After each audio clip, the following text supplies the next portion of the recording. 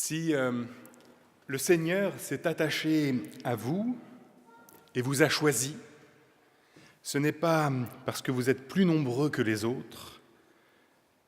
En fait, vous êtes un peuple peu nombreux par rapport aux autres, mais le Seigneur vous aime et il a accompli ce qu'il a promis à vos pères. Le Seigneur vous a fait sortir à main forte, il vous a libérés de la maison de servitude.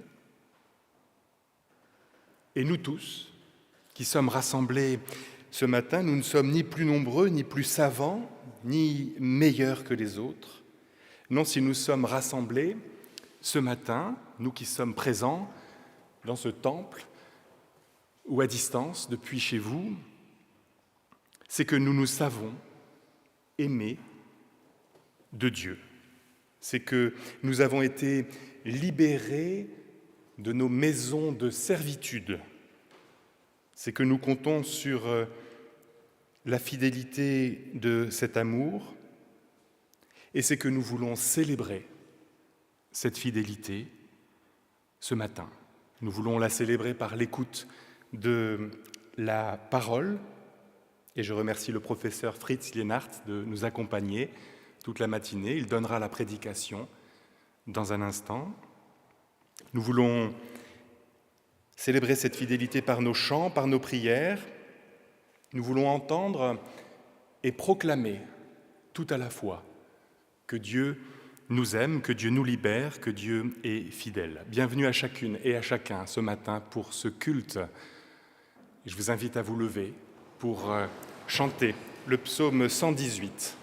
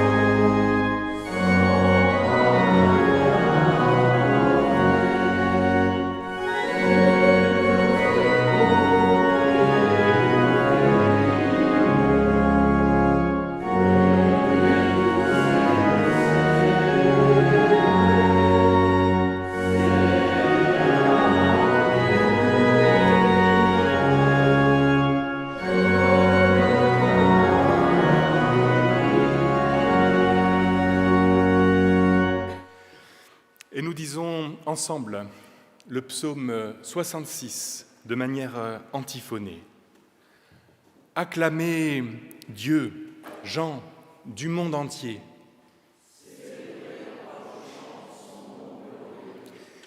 Que les gens du monde entier s'inclinent jusqu'à terre devant toi. Venez voir ce que Dieu a fait.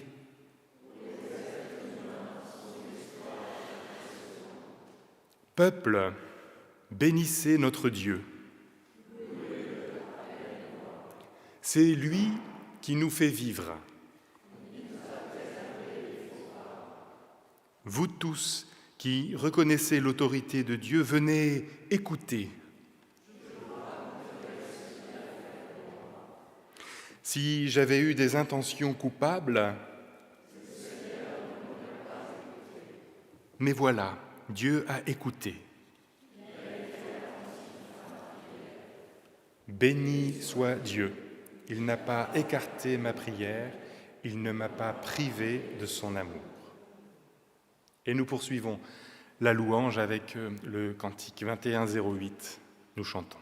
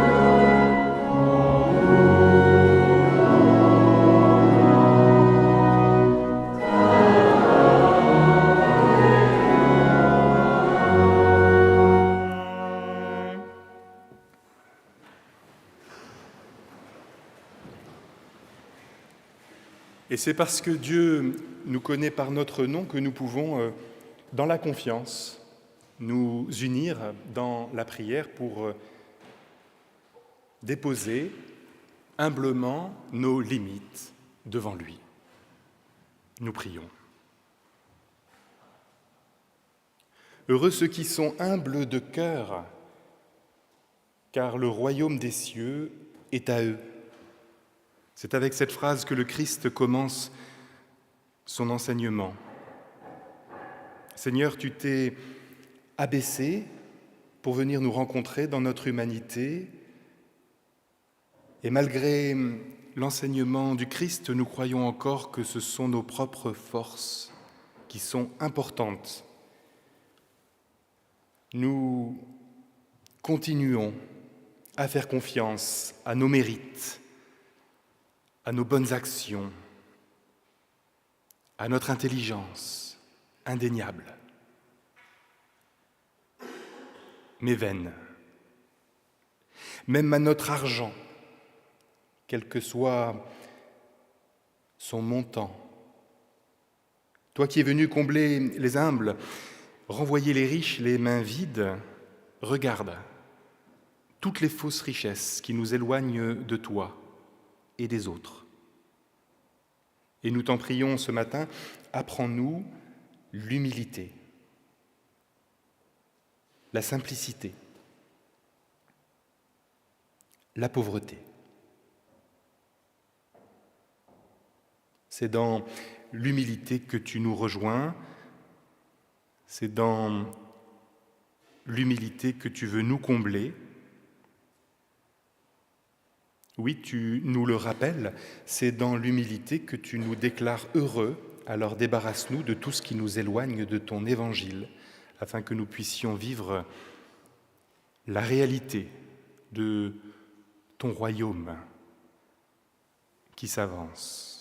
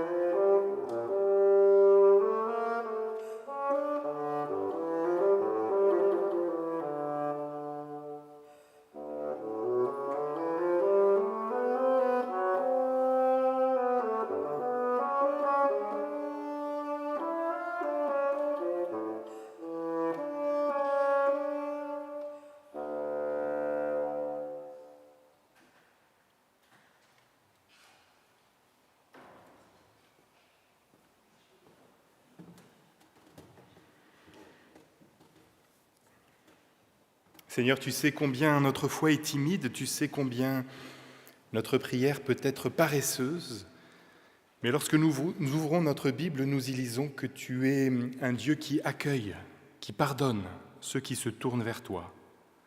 Alors ce matin, nous voulons nous tourner vers toi pour que tu vivifies notre espérance, que tu illumines notre prière. Sois, Seigneur, notre pardon et notre force, nous te le demandons au nom de Jésus-Christ. Amen. Et je vous invite à vous lever pour chanter le cantique 4304.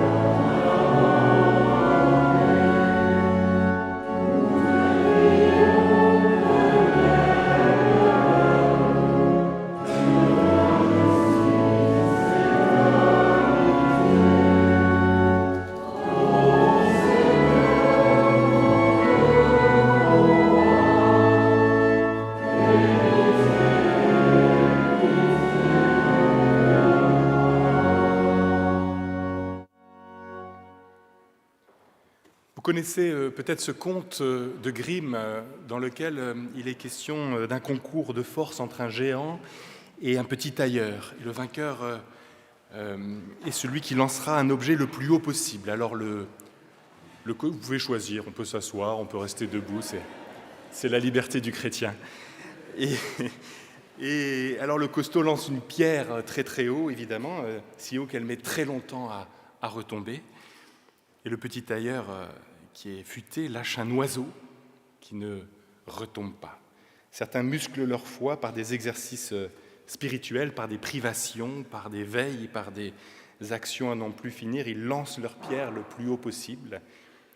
Et d'autres s'ouvrent à la grâce de Dieu. Ils s'allègent en douceur jusqu'au point où ils échappent à la pesanteur. Ils marchent sur les eaux grâce au pardon de Dieu qui est un oiseau, une colombe. Dieu se charge ce matin de ton fardeau. Il t'allège, il t'accorde son repos, va en paix. Et si vous vous sentez encore assez léger pour vous relever, alors nous chantons encore une fois, puisque nous sommes une paroisse qui chante, nous ne nous arrêtons plus.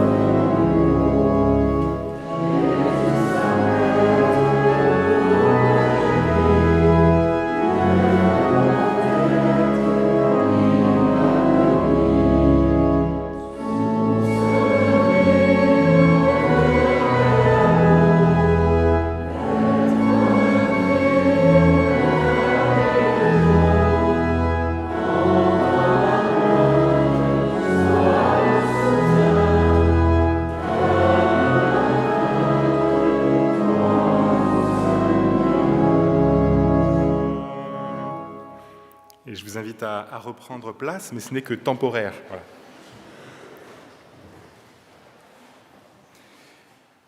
Nous allons maintenant ouvrir la Bible pour y entendre une parole de vie. Donne-nous, Seigneur, d'être à l'écoute de ce que tu veux nous dire ce matin. Accorde-nous la grâce dans nos vies tumultueuses du silence intérieur, pour que ta parole nous rejoigne dans notre réalité et qu'elle parle à notre cœur. Que par ton esprit, les passages de l'Écriture que nous écoutons deviennent bonnes nouvelles pour nos vies. Amen. Et je lirai d'abord dans le livre des Actes des Apôtres, au chapitre 16, les versets 6 à 10.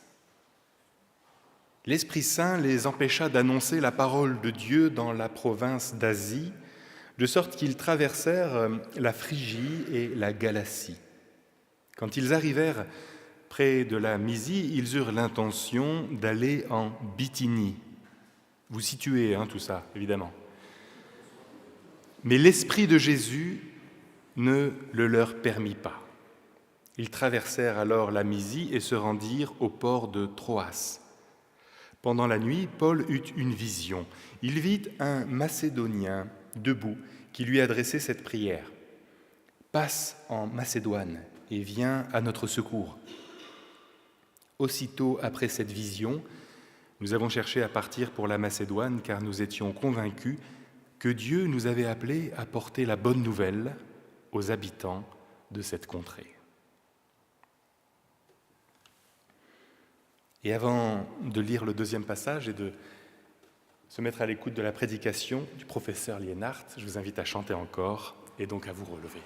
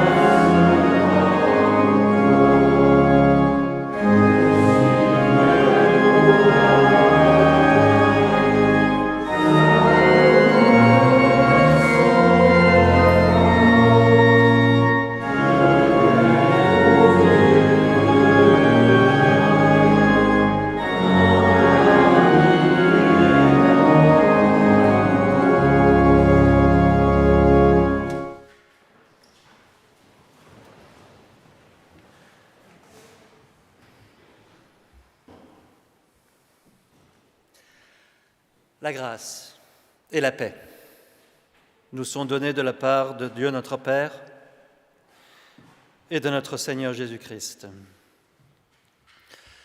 Frères et sœurs, il n'est pas facile de témoigner de sa foi. Nous sommes des protestants pudiques, c'est bien connu. Nous avons l'impression que pour parler de Dieu, du Christ et du Saint-Esprit, il y a des professionnels bien protégés du haut de leur chair, surtout celles où nous n'allons plus jamais, et bien équipés du point de vue intellectuel.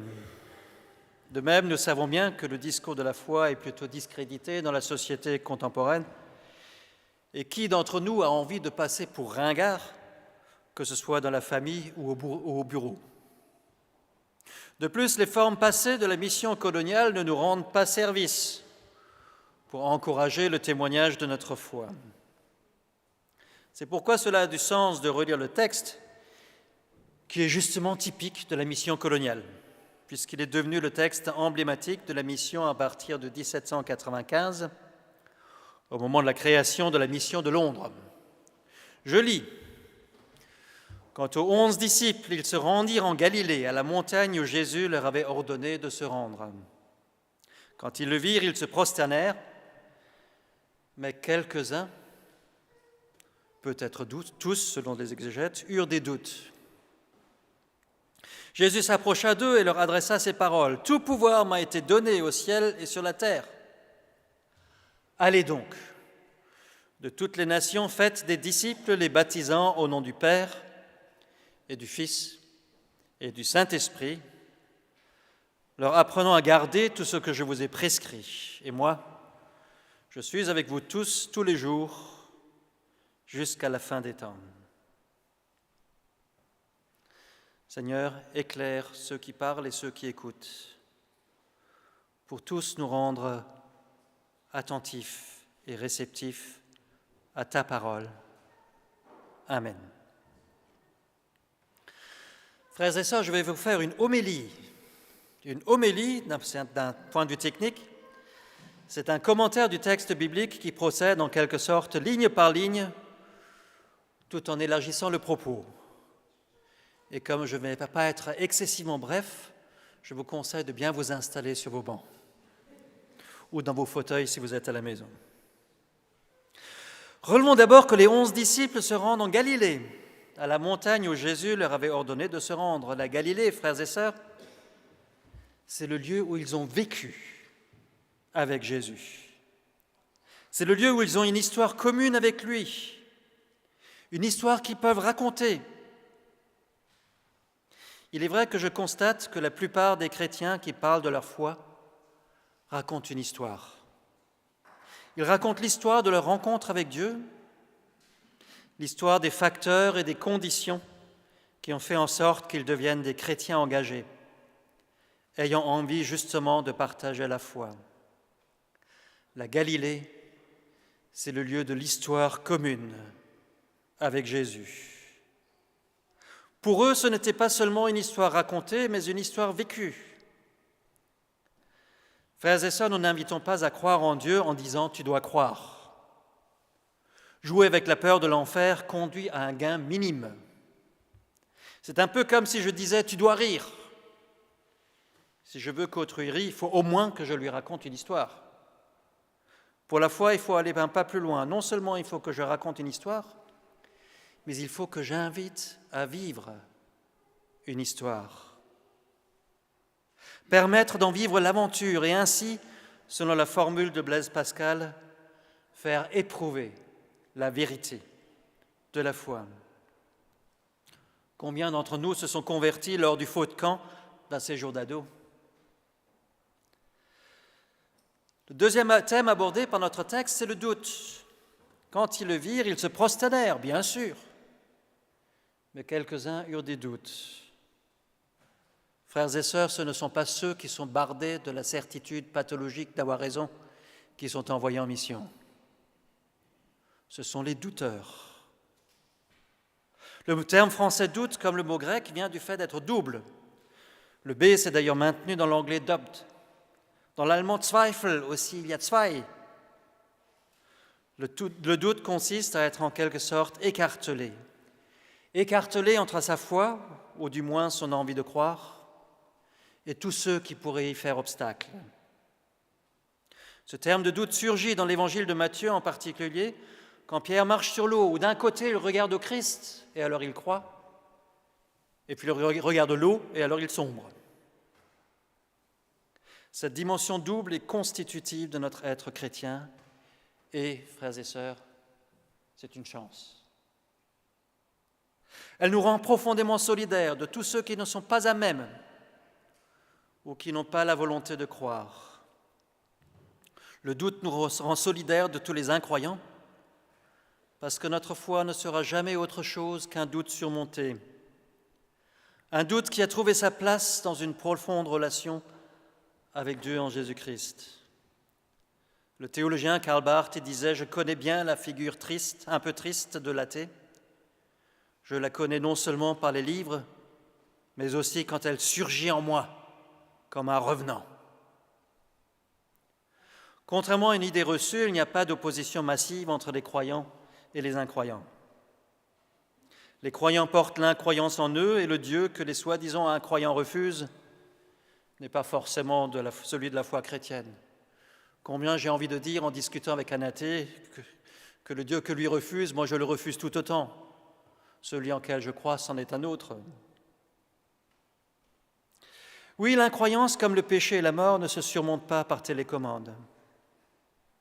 Pas non plus sur le mode d'un match de boxe. Il faut la prendre sur soi pour la vaincre, un peu comme dans un match de judo.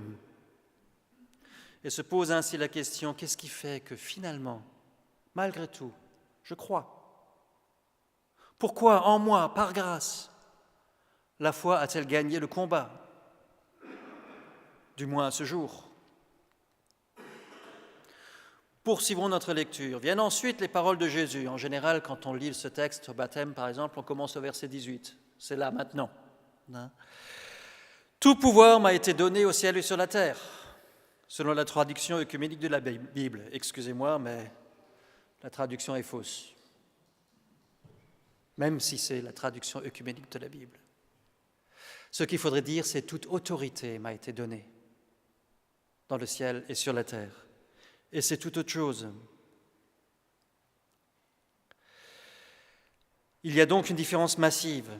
Il s'agit d'une autorité, la même autorité que celle qui conclut le sermon sur la montagne quand il est écrit « Il leur parlait avec autorité et pas comme leurs scribes ».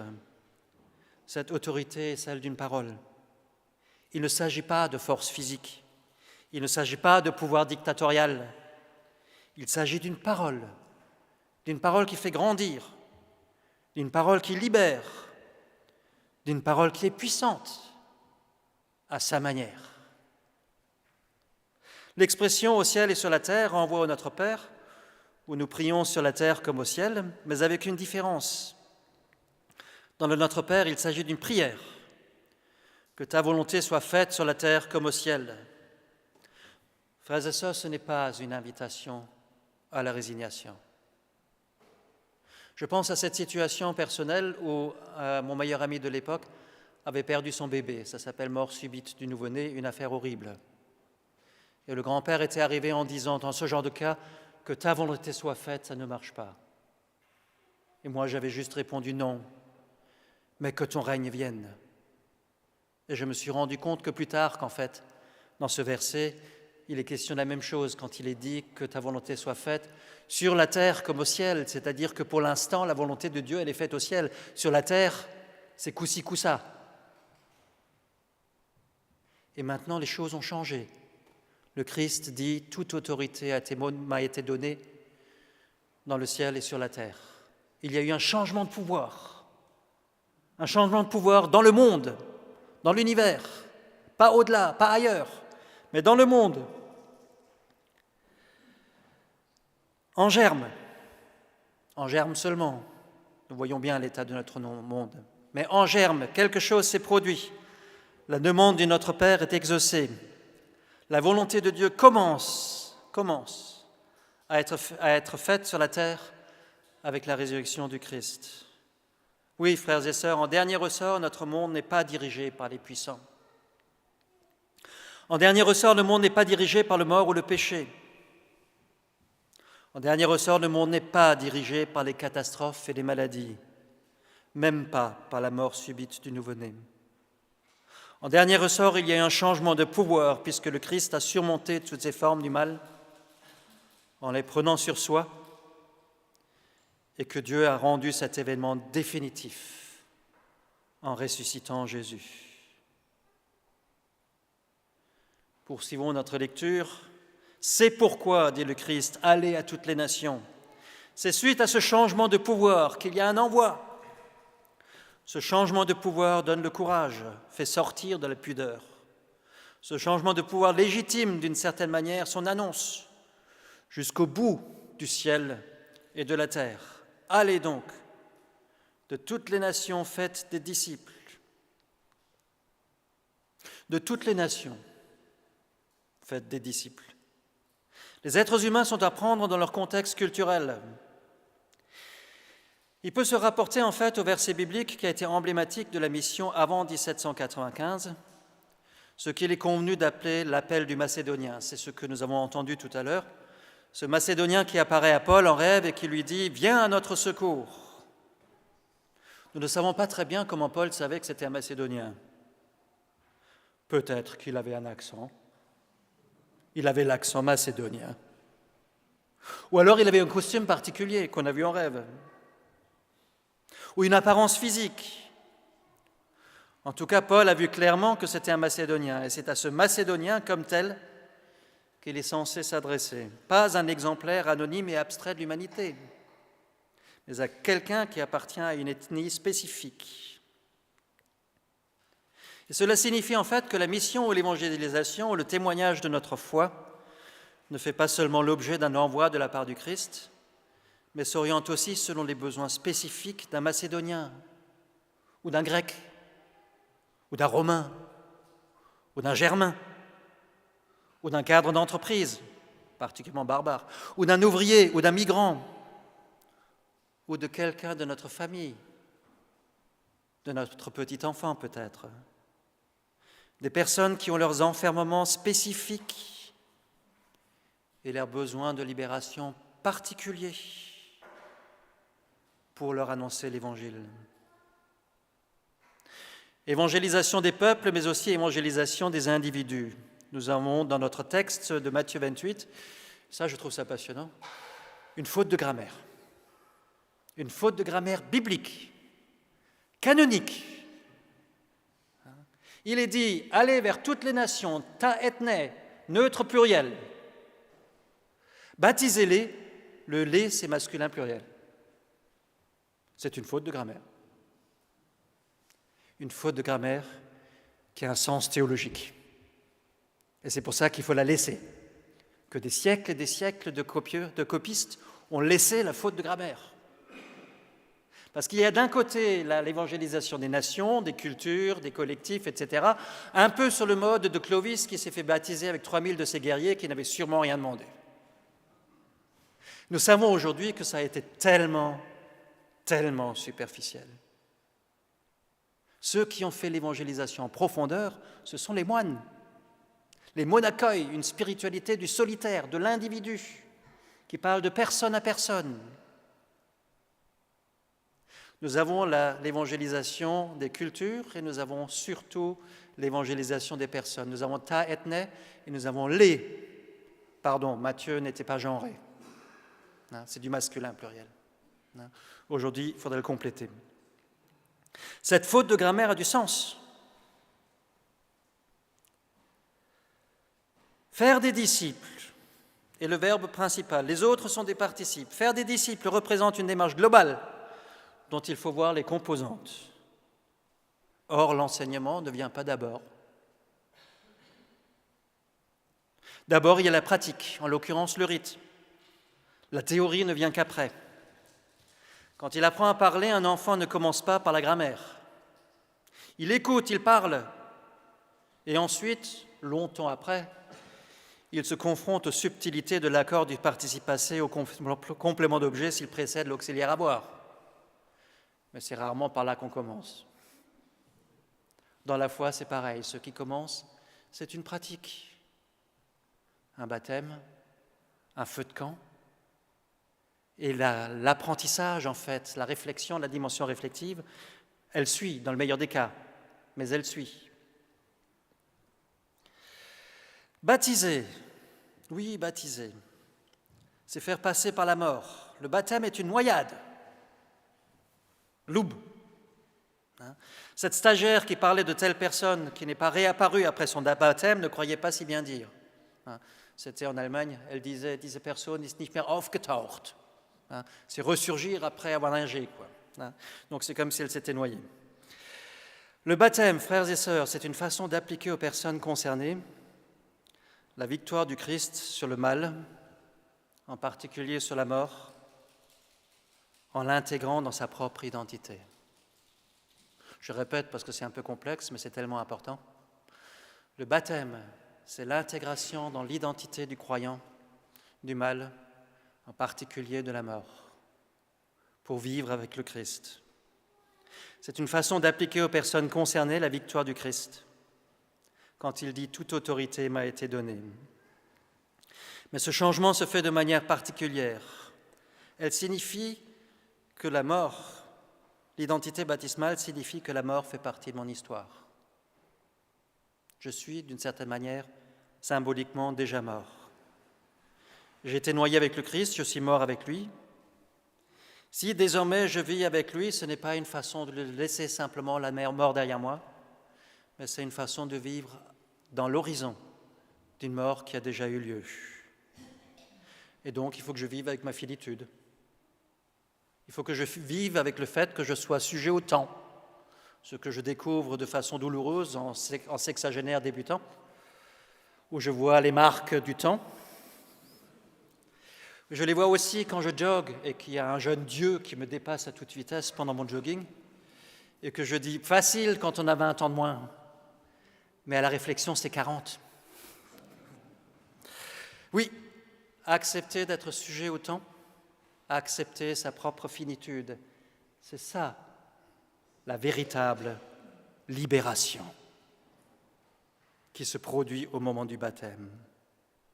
C'est après seulement qu'il y a l'enseignement, la dimension d'apprentissage, la dimension rabbinique chez Matthieu.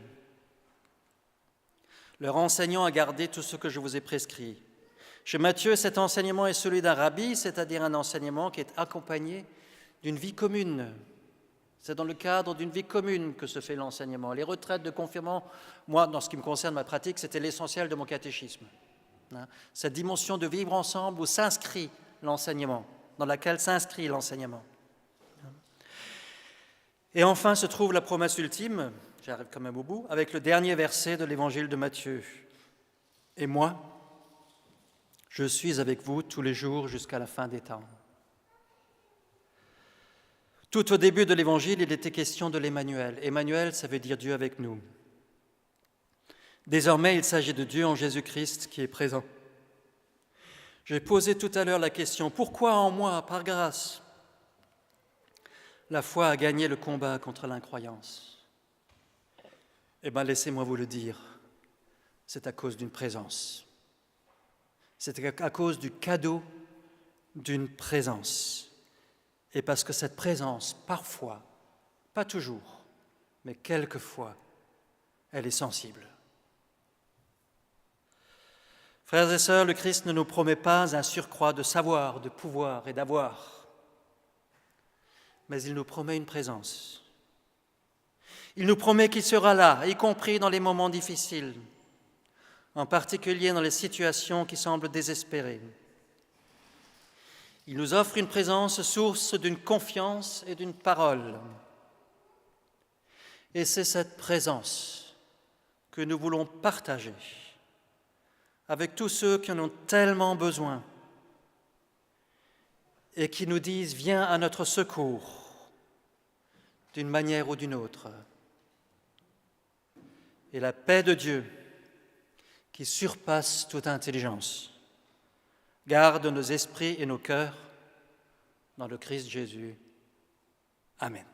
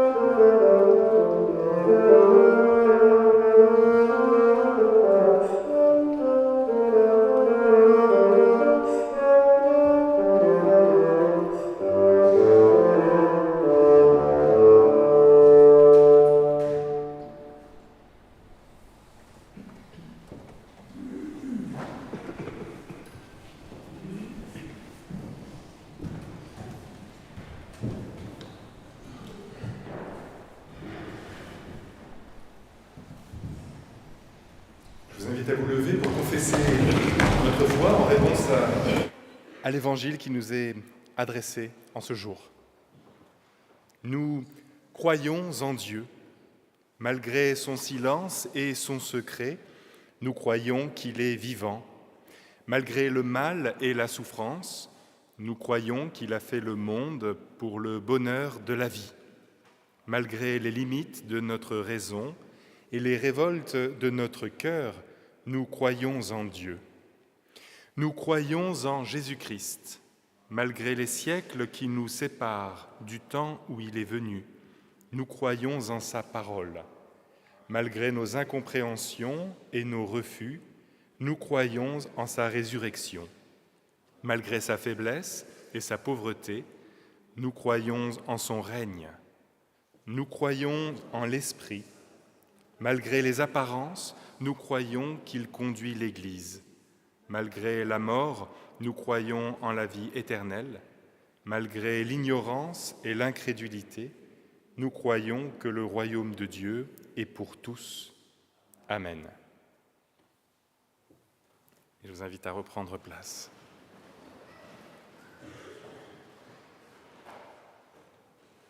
Partageons quelques annonces, mais d'abord j'aimerais remercier encore une fois le professeur Fritz Jenhardt qui enseigne à l'université de Heidelberg. Merci, cher Fritz. Merci aussi à Eleanor Egé qui nous accompagne avec le basson ce matin. Les enfants de l'école biblique de Dimanche en Fête sont en train de vivre ce que tu as évoqué à plusieurs reprises. Ils ne font malheureusement pas de feu parce que c'est interdit, mais en ce moment même, ils font des pizzas. C'est pas mal aussi. Voilà. Et ils reviendront tout à l'heure en fin d'après-midi. Si vous avez des enfants ou des petits-enfants qui ont l'âge de participer à Dimanche en Fête, n'hésitez pas à venir vers moi à la fin du culte. On est encore au début de l'année, il y a de la place, ils sont une vingtaine, ils pourraient être plus nombreux. Voilà, c'est pour les enfants entre 6 et 10-11 ans. Jeudi dernier a eu lieu le culte d'Action de grâce à l'occasion du décès de M. Roger Cap. Je voulais le dire parce que nous sommes nombreux à avoir connu Roger, qui a été paroissien fidèle pendant des dizaines d'années, qui a été conseiller presbytéral, qui a été très engagé dans plusieurs combats, et notamment celui de la CIMAD. Il était bon que la CIMAD soit représentée lors de ce culte et qu'une parole puisse être dite à ce sujet. Nous pensons à Henriette, son épouse, et à ses enfants. Jeudi prochain, jeudi 9 octobre à 14h30, aura lieu la rencontre du groupe des visiteurs. Ces visiteurs qui ont joué un rôle, notamment dans l'accompagnement de Roger et Henriette ces dernières années. Je dis ici ma reconnaissance pour ce travail, à la fois de visite, mais aussi de liens téléphoniques, de liens épistolaires, au moment des anniversaires, au moment de Noël. Merci. Vendredi 10 à 10h30, il y a une visite guidée qui est proposée par l'équipe des causeries du Bouclier, une visite de la médiathèque protestante qui expose en ce moment sur la guerre des paysans en Alsace, une guerre de religion. Voilà. Alors il y a une inscription qui est demandée. N'hésitez pas à appeler le secrétariat pour vous inscrire. Voilà, tout ce que je dis est sur le site internet qui est régulièrement mis à jour, qui est très, très actuel, donc n'hésitez pas à aller voir aussi. Je dis enfin que samedi à 16h30, il y aura la reprise du culte des petits. Donc là, c'est pour les 2-5 ans.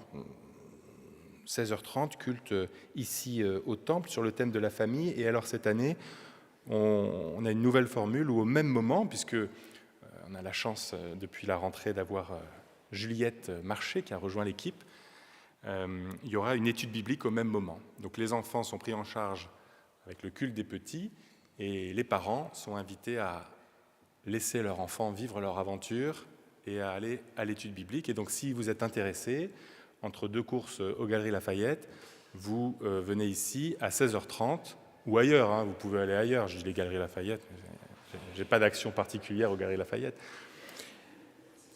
De 16h30 à 17h30, on vous reçoit pour cette nouvelle formule « Goûter la Bible ». Voilà, « Goûter la Bible » sur le même thème que les enfants, et ce sera Caïn et Abel. Voilà. Donc, nous parlerons de fraternité et donc, pour tous ceux qui ont des frères, de jalousie, évidemment. Est-ce que j'oublierai d'autres annonces? Non.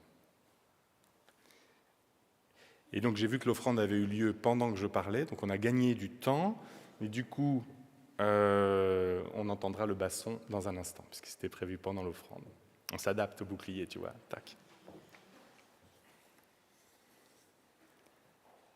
Je vous invite à la prière d'intercession que nous terminerons par le Notre Père.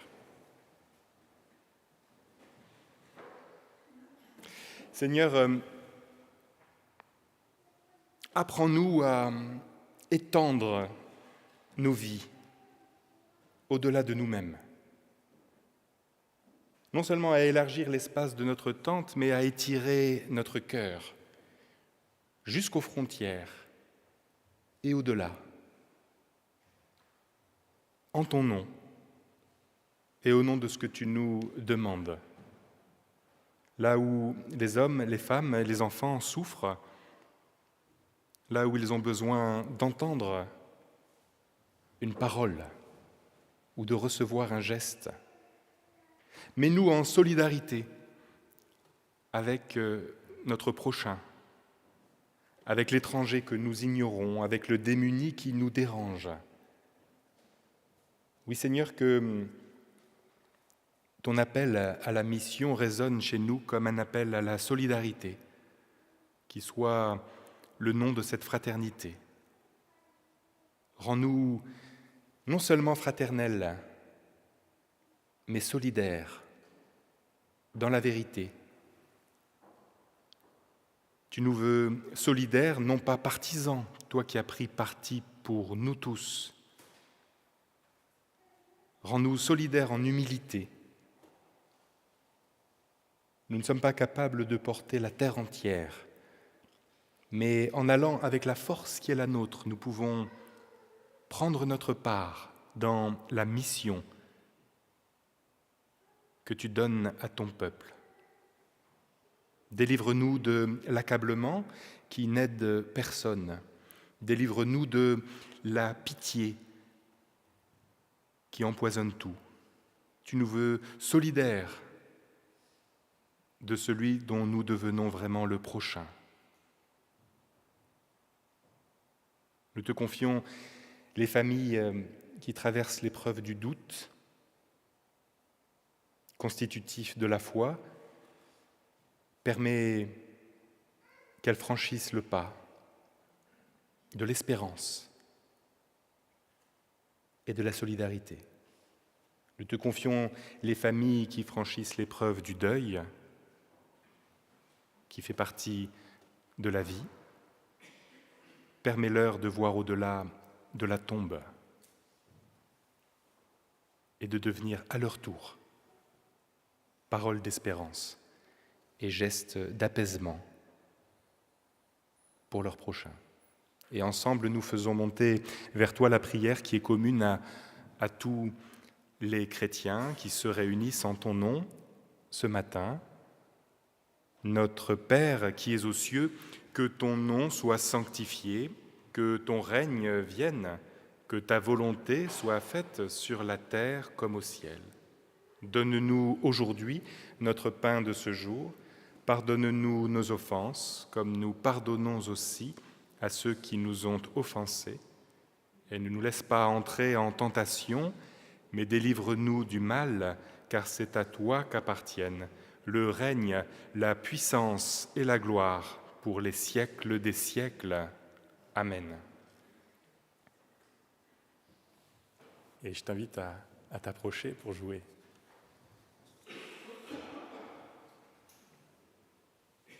Et ensuite, nous chanterons le dernier cantique.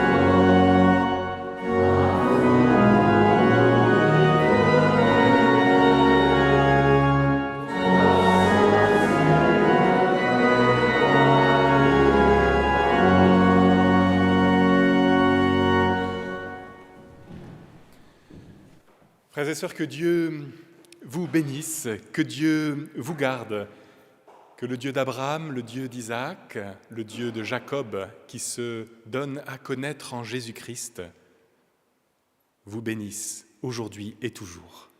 Amen.